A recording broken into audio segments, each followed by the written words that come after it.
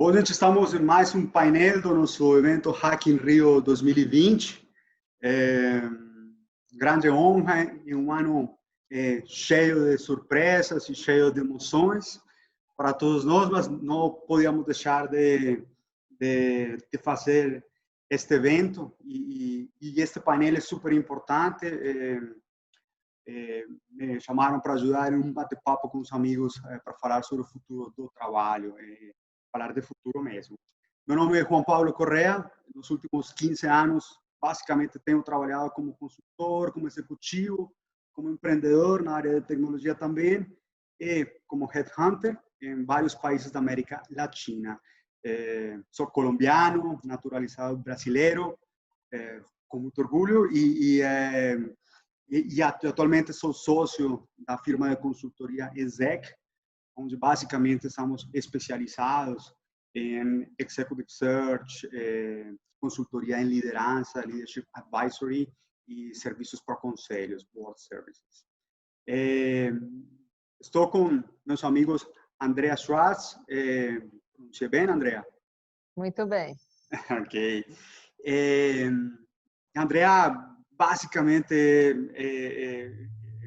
palavras para descrever ela, vou deixar depois que ela se apresente um pouco, mas basicamente é uma pessoa que desde há muitos anos lidera a bandeira de transformar o mundo em um lugar melhor e literalmente tem feito isso através de construir ambientes mais inclusivos e diversos em um mercado de trabalho cheio de desafios, como o mercado do Brasil.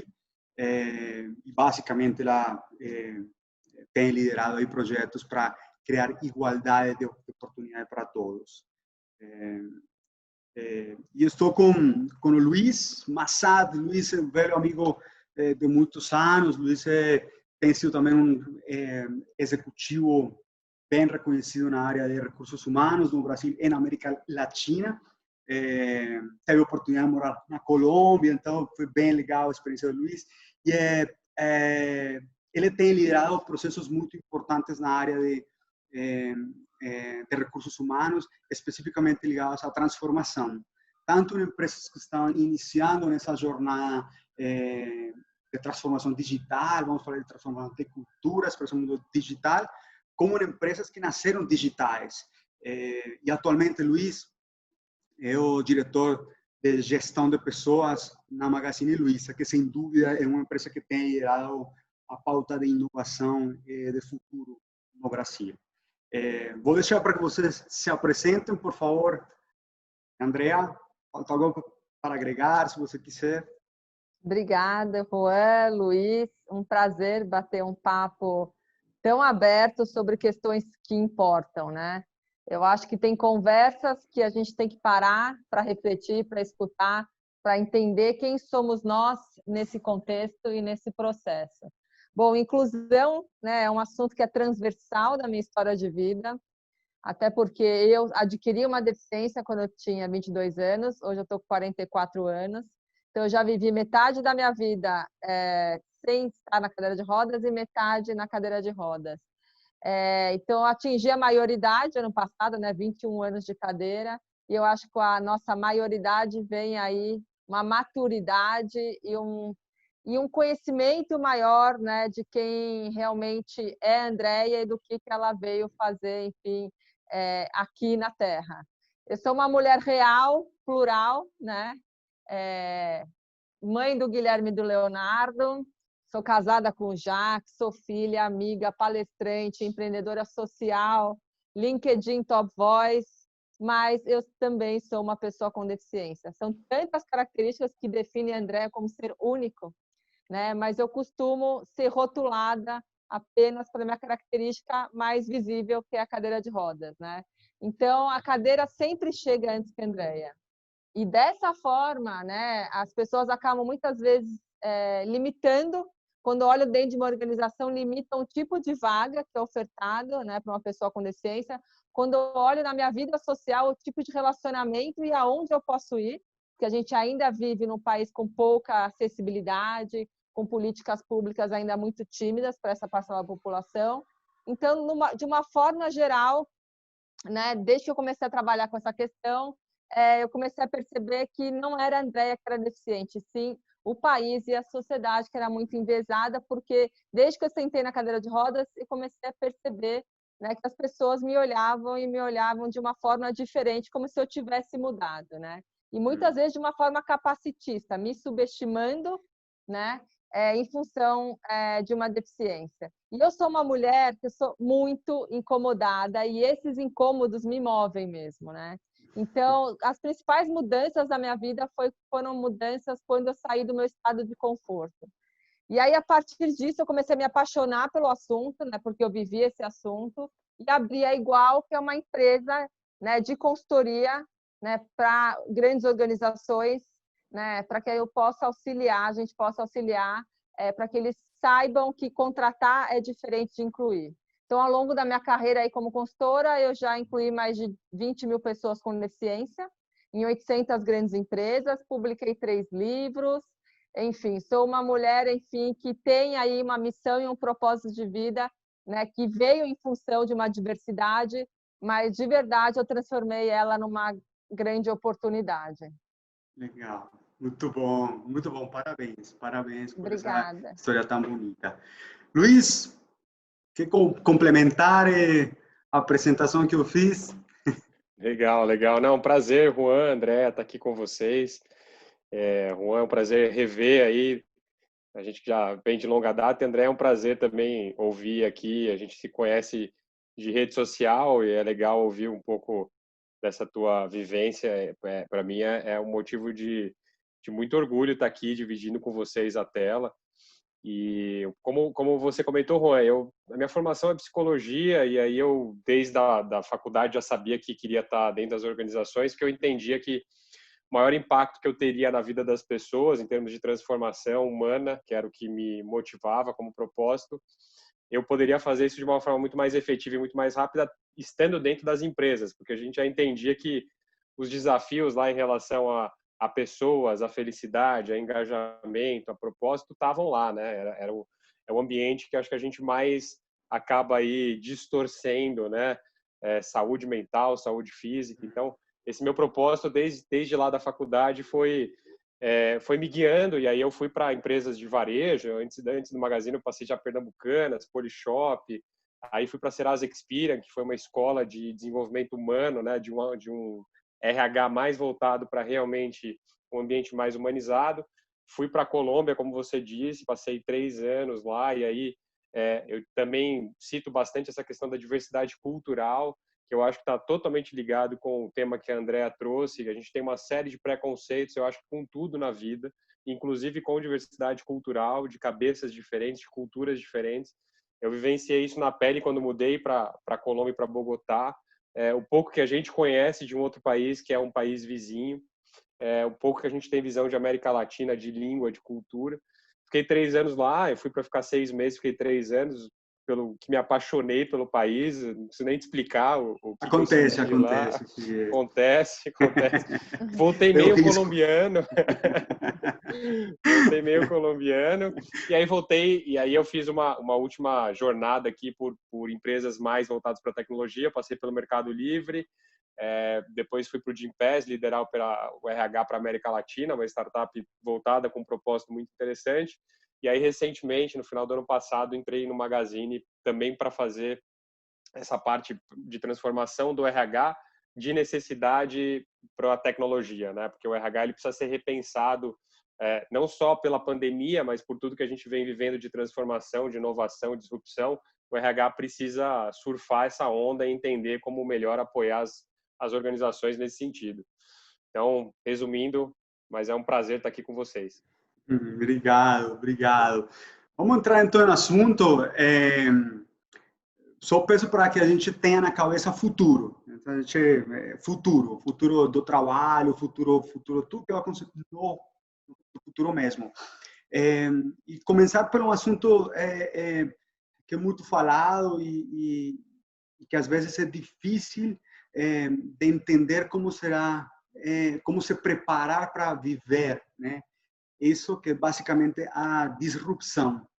A disrupção é tanto positiva como negativa, como a gente tem vivido. Bom, nesses últimos meses, com tudo que tem acontecido com o vírus, mas como se preparar para o futuro, como as empresas estão fazendo e a visão de vocês em termos de disrupção e essa capacidade que o ser humano tem de se reinventar, né?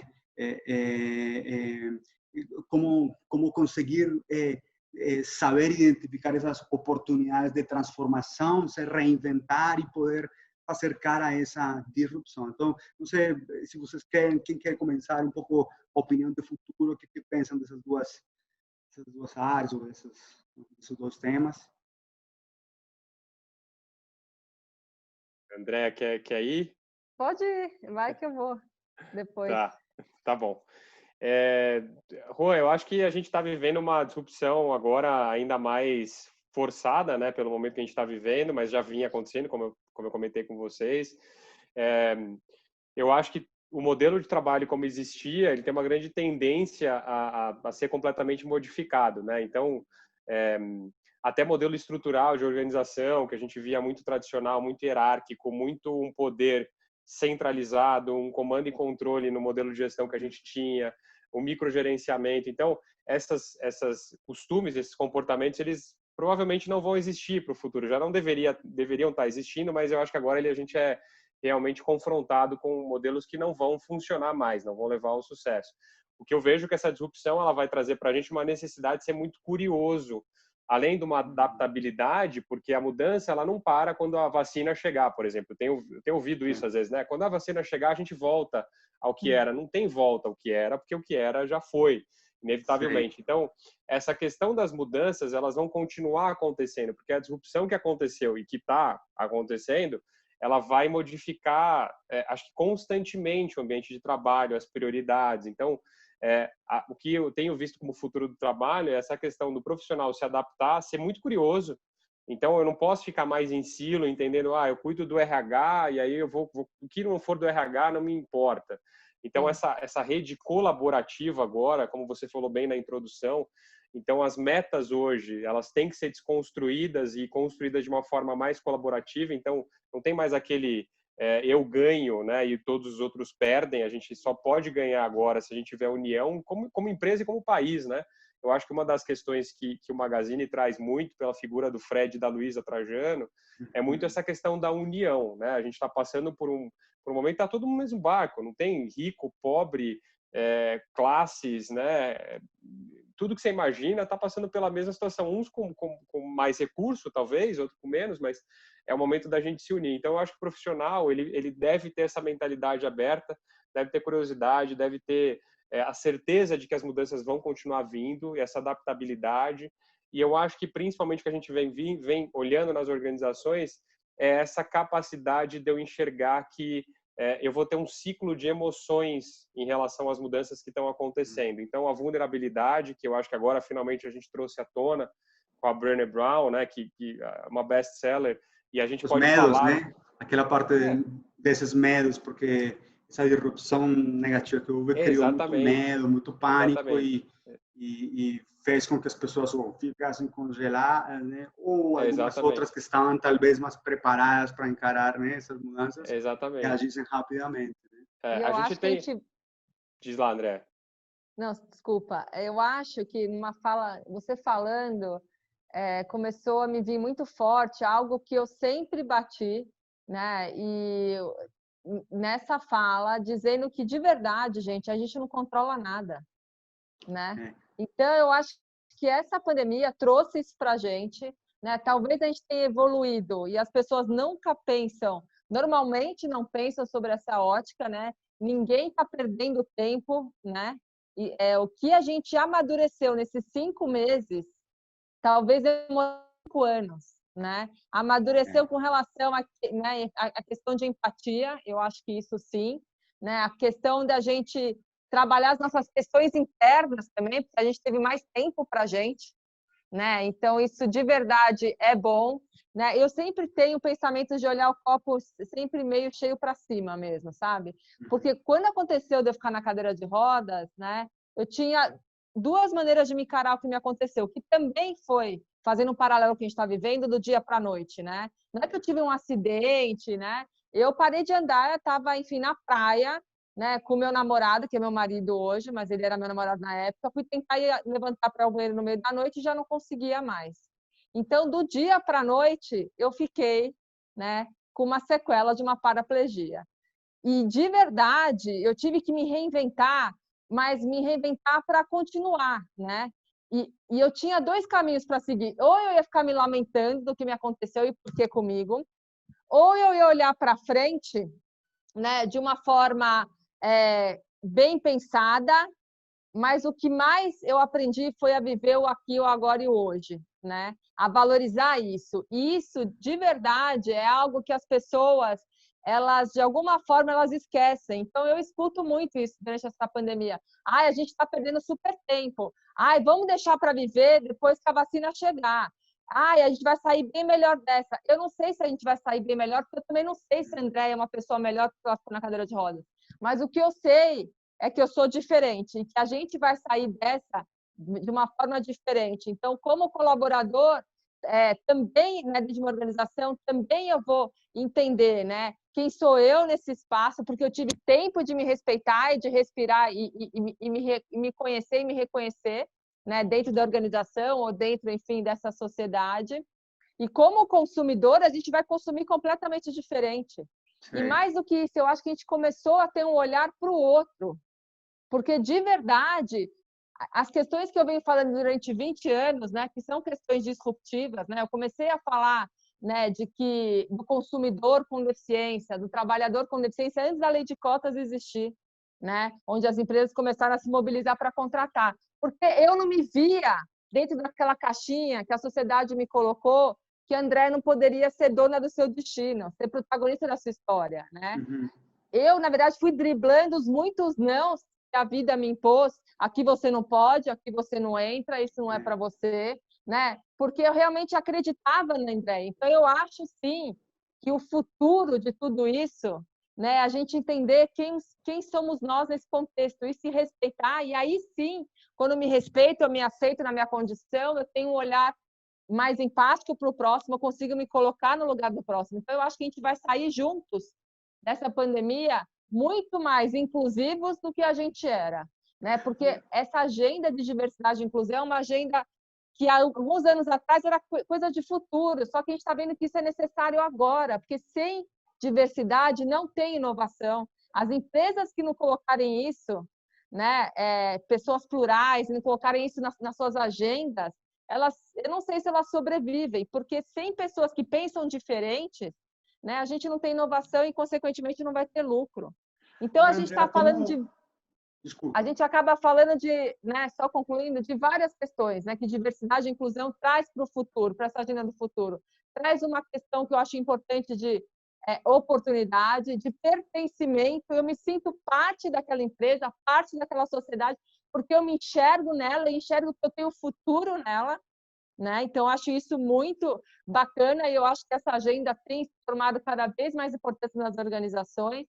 E mais do que isso, né? Eu acho que eu aprendi a me respeitar e a me enxergar como um agente de mudança, da minha própria mudança e quanto isso eu posso impactar os outros. Uhum. Não, eu te perguntaria como, e até pegando o gancho também do Dr. Luiz, enfim, como que estamos fazendo, mas pensando no futuro, pensando nesse foco do nosso presente, né? Foco é algo que muitos coaches mencionam, trabalham, mas muitas pessoas que estão trabalhando, né, esse desenvolvimento de algumas habilidades para os executivos ou pessoas falam muito de foco, né? Mas como pensar, né, em desenvolver esse foco nos outcomes, né, no que vai vir. Pero quando vem um momento como este, uma disrupção e uma capacidade de se reinventar, como que você acha que, ou que vocês acham que no futuro a gente pode estar um pouco mais preparado para se reinventar? E aí pensando e pegando um gancho em talvez competências, ou talvez pegando um gancho em ações, ou pegando um gancho em empresas, enfim.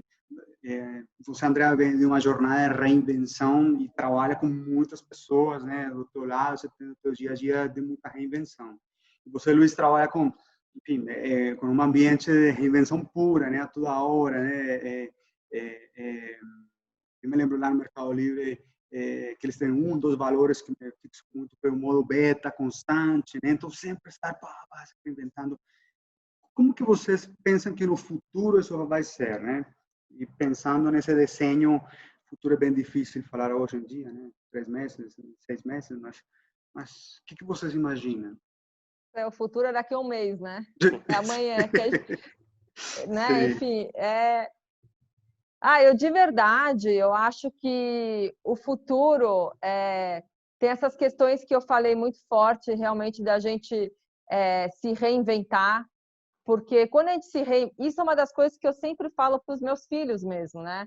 Que é importante que eles sempre saiam do seu estado de conforto, né? Porque quando a gente se desafia, a gente se reinventa, né? Então, eu tive que me reinventar lá atrás. Eu acho que a deficiência me trouxe mesmo muitas habilidades e competências, né?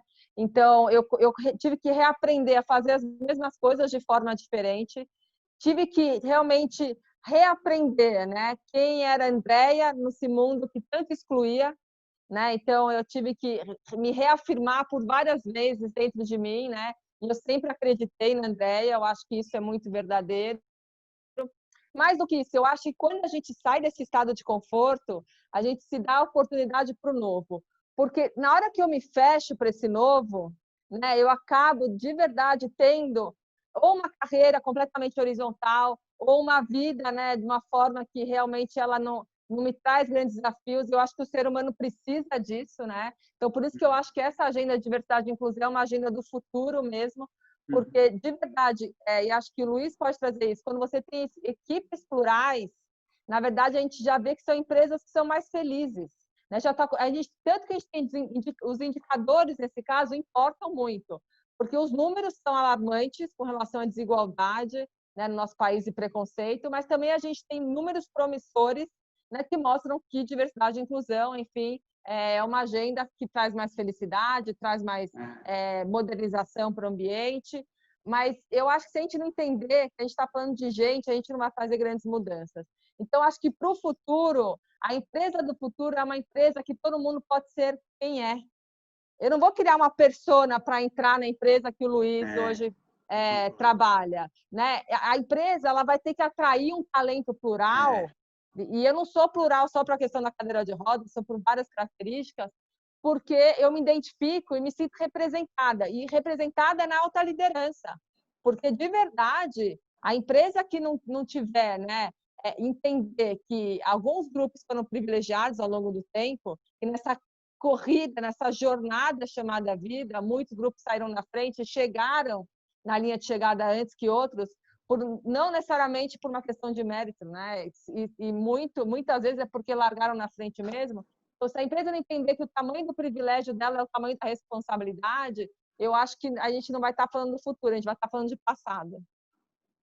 Ok, legal. E Luiz, como que é lá no Magalu? Você pensa no ambiente de empresas, né? O que as empresas deveriam fazer, né? Ou talvez boas práticas que você vê que deveriam fazer para criar esses ambientes? E aí vou pegar o gancho de experiências, né? Então, como respeitar que eu sou um ser singular dentro de tanta pluralidade, né? Me sentir parte de, que a experiência, porque eu acredito muito nisso, né? Eu pessoalmente acho que a experiência que eu vivo bem nesse tempo e nesse período de tempo com essa empresa maximizar, né? Tanto que agrega valor para eles, como para mim, como pessoa, como profissional, né? Como tirar proveito disso, né? Eu acho que o tema, Juan e André, é super relevante. Eu acho que a gente começou a pandemia, né? As organizações, elas foram fazendo esse home office forçado, que não é um home office tradicional. E aí eu lembro que as primeiras perguntas que a gente escutava era como é que eu vou manter a produtividade? Né? Porque geralmente as organizações começam com essa pergunta, né? É o que vem geralmente na mente. Como é que a gente vai trazer o resultado tendo loja fechada, enfim. Eu acho que a gente foi mudando um pouco o foco, né? Porque essa pergunta, na verdade, ele é o resultado final, né? O resultado ele é uma consequência de todas as suas práticas em relação à gestão de pessoas. Eu acho que a Andrea trouxe aqui é super relevante para a gente. Eu acho que a gente, na pandemia, conseguiu enxergar a pessoa como realmente um indivíduo. as conexões e os vínculos é que fizeram hoje, por exemplo, dentro do Magazine, a diferença nas equipes que estão performando mais. Então, ao entender o que cada um está passando nesse momento, então, a gente fez um trabalho muito bonito e forte com todos os líderes da empresa, em todos os níveis, de criação de vínculo. Que se não estava fazendo, deveria começar a fazer. E entender, por exemplo, quem está sozinho na pandemia está passando por um momento diferente. Quem está com filhos pequenos é outro desafio. Quem não está com o ambiente preparado, não tem um home office em casa, era um outro desafio. E aí, a gente só conseguiu engajar e tirar dessa questão do movimento da primeiro choque inicial quando a gente começou a criar esses vínculos. E essa individualidade, ela veio muito mais à tona. Hoje eu vejo gestores sabendo o nome do marido, da esposa, dos filhos. A gente hoje permite, entre aspas, que as crianças pulem no meio de um call, que o cachorro lata, que você não esteja na tua melhor, né, no teu melhor dia, então o cabelo está desarrumado.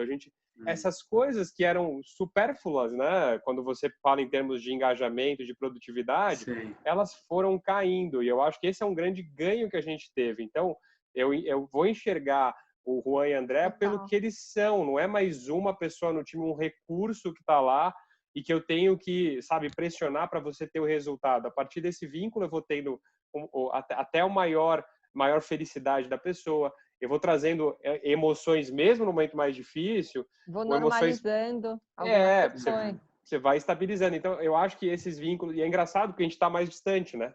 Isso deveria acontecer mais no presencial. É verdade. Mas eu acho que isso é a capacidade do ser humano de se adaptar, né? Enfim, vários autores, enfim, líderes ou futuristas, né? A gente pode citar alguns, né? Aí, mas vários pegam e sempre pegam aqueles capítulos da história e veem como que todas as sociedades têm se adaptado, né? Obviamente tem tomado anos, né? Só que agora a gente tem a tecnologia para nos ajudar nessa adaptação muito mais rápida, né? A gente tem agora smartphones, onde você vai ter tudo no celular e hoje o teu estagiário, enfim, pode fazer tudo no celular e até mais. E aí você tem que ter aquele executivo ir lá pedir ajuda, né? E esse conceito, acho que vai ficar bem para trás, né? O Jason Silva, que é um dos futuristas também, né? Ele fala muito disso, ele fala muito de como inserir, né? Agora todo está incluído, como incluir a todo mundo, né? E aí ele até cita um outro futurista que chama John Han, que fala sobre a inclusão dos stakeholders, né? Na verdade que todo mundo no jogo, estamos todos no jogo. Eu acho que isso traz, do meu ponto de vista, um tema de flexibilidade, né? Eu acho que para mim, entre mais flexível você consiga ter a tua estrutura, melhor você consegue se adaptar a essas disrupções de mercado, né? Esses imprevisíveis, mas essa capacidade de se reinventar. E as ajudas, né? Que a própria tecnologia traz isso, né? Porque quando eu olho que uma tecnologia, existem vários tipos de tecnologias assistivas, né? E que elas podem, sim, contribuir muito, né? E aproximar as pessoas que normalmente estão excluídas de um contexto.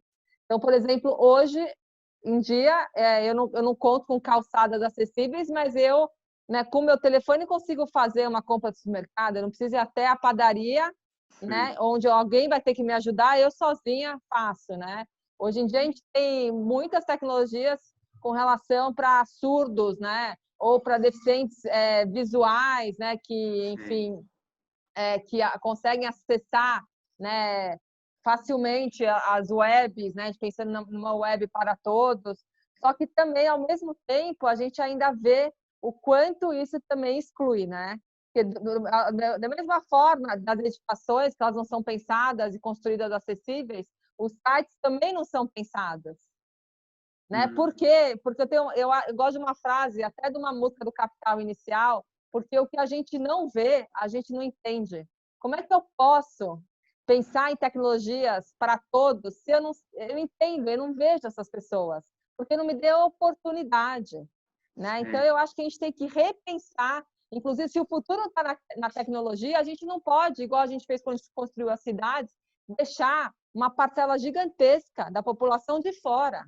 Então, hoje tem tecnologias, por exemplo, que a gente trabalha, que com segundos, em alguns minutos, para não exagerar, em alguns minutos eu torno qualquer site acessível para uma pessoa com deficiência visual. Então, por que ela não pode ser, né, ter uma boa experiência na internet também?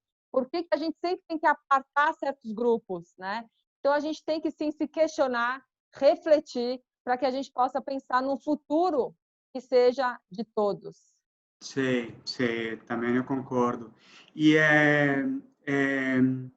pegando esse gancho em tecnologia e cidades inteligentes e governos, né? A gente sofre muito também com esse e América Latina é a gente sabe, é sempre um caos e as coisas talvez chegam um pouco atrasadas aqui. Né? Eu estava comentando para vocês no início dessa nova tecnologia, que tem umas empresas testando, onde você vai conseguir instalar uma forma de ter um olho biônico.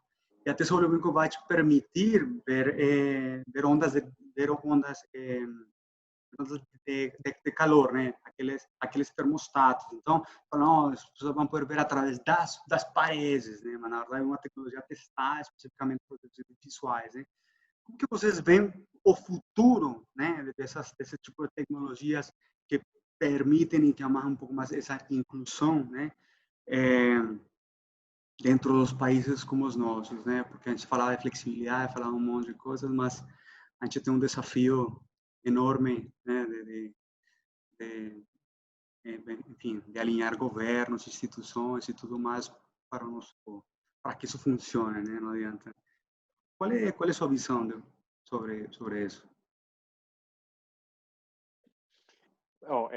Eu acho que, pegando um pouco do gancho da Andrea, né, assim, acho que a gente precisa começar a olhar como um todo, né? Eu acho que a grande disrupção que a gente está olhando, por exemplo, do ponto de vista de varejo, e acho que a Andrea falou isso na primeira mensagem dela aqui, que é o modelo de comportamento do consumidor, ele mudou por completo, né? Então, a tecnologia, ela traz isso hoje, né? Nada é como antes. Então, em termos de comportamento de compra, de navegação, de baixo de aplicativo, usabilidade, o que você espera. Então, até hoje, o teu nível de exigência, ele é outro, né? Você está em outro patamar. Você está lendo realmente sobre o olho biônico e você não quer que o teu aplicativo não seja acessível, né? Eu tenho um cunhado que tem deficiência visual e aí ele me passa quase todos os dias, assim. E tem sites grandíssimos que não têm acessibilidade e ele fica abismado, assim. Então, 1% dos sites aqui no país pois é assim, acessível. É muito pouco, gente. É muito pouco. Para um mercado consumidor gigantesco, né, Luiz? Exatamente. Então, eu acho que a gente precisa entender exatamente quem são os consumidores e ter essa inclusão, porque é um público que eu concordo com o André, assim, a gente acabou por muito tempo construindo até infraestrutura de tecnologia sem considerar isso, né? Então, quando você olha hoje as soluções que tem de aplicativo, que você não tem isso, e como você mencionou, né, André, não é um grande desafio do ponto de vista tecnológico você fazer, talvez seja mais conceitual, a gente precisa revisitar esses modelos. Então, entender essa modelagem de comportamento do consumidor, que está completamente mudado, e aproveitando e fazendo finalmente essa inclusão, eu acho que a gente tira uma grande vantagem. Senão, eu concordo com você, Juan, a gente vai ficar muito longe ainda de uma utilização, na verdade, de dia a dia, de um olho biônico, ou todos esses aplicativos que estão vindo aí. Eu lembro que eu recentemente li aquele Homo Deus, e aí o Val lá, ele termina com umas tecnologias assim fenomenais, né? Mas eu acho que se a gente não caminhar para fazer o saneamento básico que precisa ser feito, acho que a gente vai ficar ainda muito tempo sonhando, né, com aquilo. Então eu acho que é um pouco desse caminho. Acho que serão cidades cheias de tecnologia, mas precisam ser cidades muito humanas, né? E está falando um pouco de inclusão, né, André? Acho que e esse sonho que o Luiz falou, de verdade, gente que está nos escutando, eu não me pergunto se os meus sonhos são possíveis, né? Eu me pergunto se eles são suficientes. Então, se a gente quer sonhar, a gente pode sonhar, a gente deve sonhar, porque a gente deve sim né, ser protagonista da nossa própria história. Então, o futuro cabe a nós também, né? Gostei disso. Eu vou pegar emprestado também. Eu pego emprestado frases também, eu vou pegar. Não, eu adorei esse papo, gente. Muito a gente podia legal. ficar falando horas, Sim. né, aqui. Me conectei muito com a fala de vocês, de verdade. Né? Eu acho que esse arranjo aí, quem pensou em nós três, pensou muito bem, porque a gente tem sinergias e tem cada um no seu ponto de vista, né? Realmente acredita, sim, de que o mundo ele pode ser para todos, né? Se a gente for agente da nossa própria mudança. Sim. Bom, a gente tem, infelizmente, que acabar cortar aqui, né, pelos tempos dos nossos painéis, mas super prazer. Quando quiserem, eu também sou um super entusiasta, enfim, futurismo, essas coisas, mas eu acho que temos espaço para umas 5 ou 6 sessões como essas, ou cafés virtuais, né? Com certeza.